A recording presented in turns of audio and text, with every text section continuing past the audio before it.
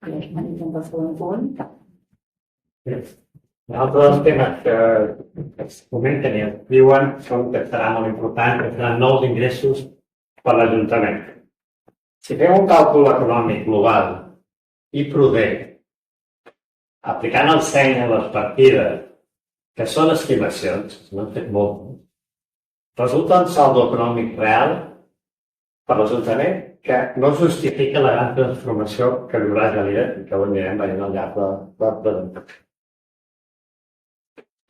Diuen que en l'àmbit completament executat i a ple rendiment, segons l'avaluació financera del projecte, hi haurà un saldo econòmic recurrent positiu d'equivalent a 570.000 euros anual, sense tenir en compte ingressos puntuals per llicència d'obres.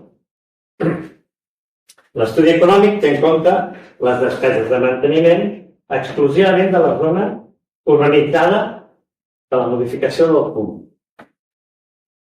Però no té en compte les despeses de manteniment necessàries de les obres extrasectorials que s'han de fer per fer arribar els serveis a Can Juncosa.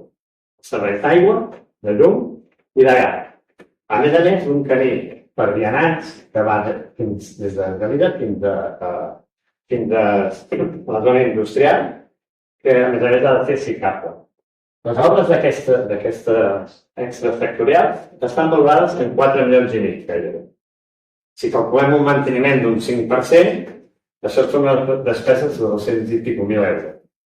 En aquest cas, el saldo econòmic real seria d'uns 350.000 euros anuals.